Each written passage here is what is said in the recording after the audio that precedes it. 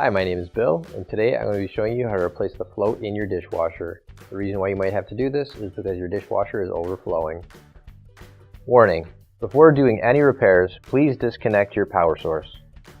So this is the dishwasher we're going to be using for this demonstration. It's a Whirlpool, and now keep in mind yours at home might be a little bit different than what we have here, but the same technique should still apply. Also keep in mind we don't have a countertop for this, so we're actually using some weights to keep it weighted down so it doesn't tip over on us. So you might want to consider that when you're at home, and if you have to take out your dishwasher, make sure that you're not doing anything to tip it over and make it fall on you when you're doing a repair as well.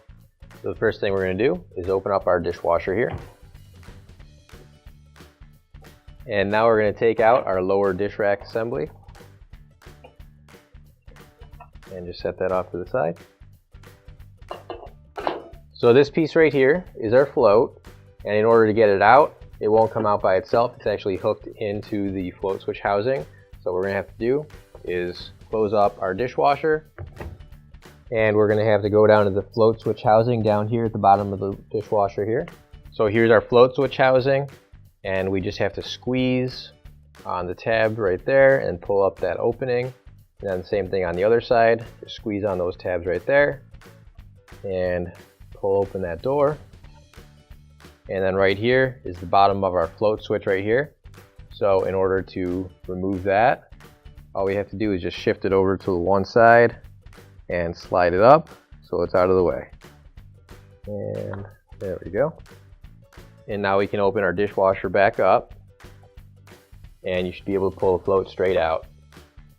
Now grab your new OEM replacement float, and if you don't have one already, you can find it on our online store. Now we'll take our float and feed it down through this hole right here and push it all the way down, and it should actually lock itself into place. And you'll see right here the float switch pushed itself back into place.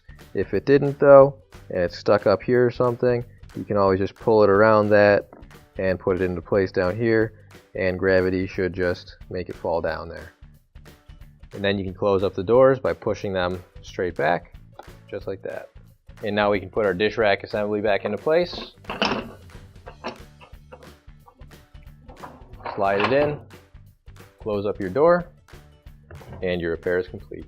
Finally, don't forget to plug in your appliance. If you need to replace any parts for your appliances, you can find an OEM replacement part on our website, PCApplianceRepair.com. Thanks for watching, and please don't forget to like, comment, and share our video. Also, don't forget to subscribe to our channel. Your support helps us make more videos just like these for you to watch for free.